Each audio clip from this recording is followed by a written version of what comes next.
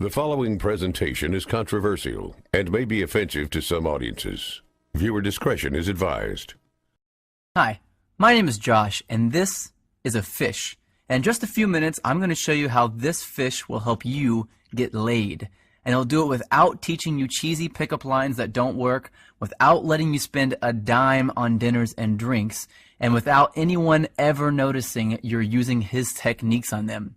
But first, I gotta warn you. I've taught this technique you're about to learn to over 110,000 guys just like you who live in over 30 countries around the world, and it's going to make hot women stare at you and uncontrollably chase you. But to be fair to the other 100,000 plus guys who've shoved money in my pockets to teach them this technique already, I'm only going to be able to leave this video up for 24 hours. So this is literally the only chance you'll get to see this video all the way through. And if you actually think you have something better to do than learn this technique, then you're either gay, not that there's anything wrong with that if you are, or you're so old you piss dust. If you consider yourself an above average or even typical guy, stick around, this is totally for you. And if you watch until the end of the webinar, I'm going to give you the system that is literally step by step and is proven to create sexual intrigue that is so compelling and so powerful that almost any girl you use it on will find their panties around their knees, soaked to the max before she can even say, "My name is." Listen, I've pulled this off so many times, I've lost count. It even works if she thinks you're unattractive. In fact, if you follow my step-by-step method to the letter, it's literally out of her control. She has to respond. Wouldn't that be a secret you'd love to know?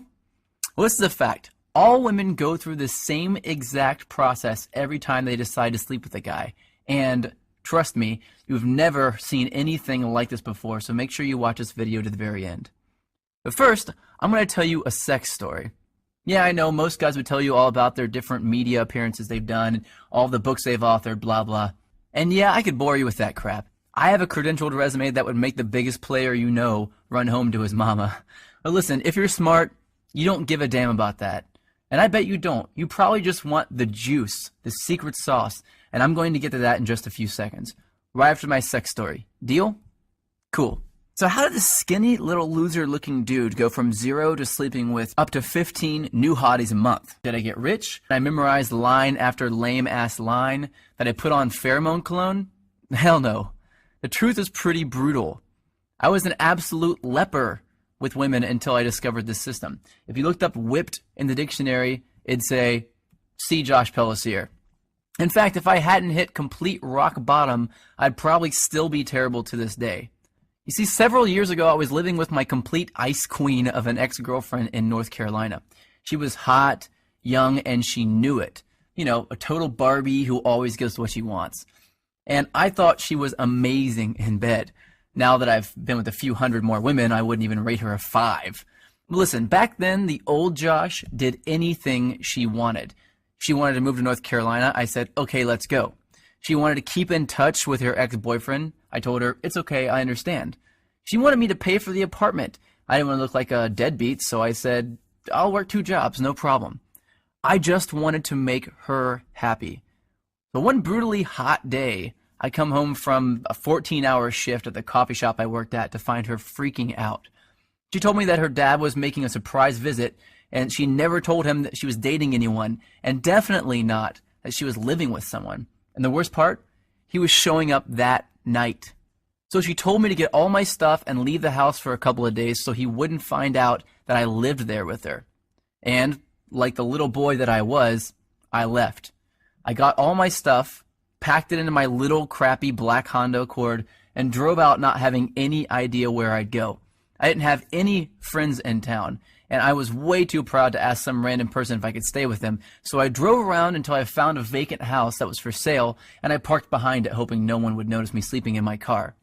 It wouldn't have been too bad, really, but I had to do it for 3 days in a row, and on the 3rd day, something happened and I snapped. See, I had to sleep with my windows open because it was way too hot to close them. But the mosquitoes were so bad that I had to use a blanket to keep them off me, so I only slept about 2 hours each night, and I couldn't even lean the driver's seat back because all my stuff was packed in the back seat behind me.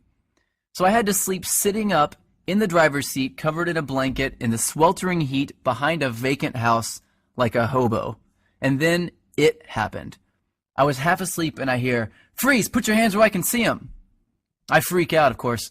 So in a daze, I put my hands out the window and a swarm of police officers jog over to my car with their guns out and aim at my window. Apparently, the neighbor had seen a strange car parked behind the vacant lot and called the police. I guess I would have done the same thing. After they calmed down and realized I wasn't some national threat, they asked me what I was doing there. And that's when I did it. I told them that my girlfriend's dad was in town and he didn't know we were dating, so I had to sleep in my car for a few days. That's when one cop turned off his flashlight, looked at the other cop in complete disbelief, and turned to me and said, "Seriously?" I was tired and I didn't have the energy to explain more, so I just said, "Yeah." I think he was still trying to be professional, so he told me that I needed to go somewhere else, and he told me to try sleeping in the Walmart parking lot. And as he was turning to walk back to his car, I heard him say, "Poor bastard." The rest of the night, I did some serious thinking. I sort of had to because I couldn't go to sleep. Have you ever been so tired that you can't fall asleep? Well, that was me. I just sort of woke up and realized that I was a complete and utter wuss. I was a sorry excuse for a man. If my dad knew how much of a wuss I'd become, he'd be disappointed. So that night, I wrote a note to myself on a piece of notebook paper that said, "I will get this attraction thing handled or I will die trying." I still carry that note around with me to this day. So I grabbed the first thing I knew to look at out of my back seat, my psychology notebook from when I went to college in Florida. I opened randomly and I started reading, and I didn't know if I was delirious from no sleep for 3 days or if something just snapped and my IQ jumped 50 points, but I suddenly noticed a theory that my professor taught me that just went in one ear and out the other. Propinquity.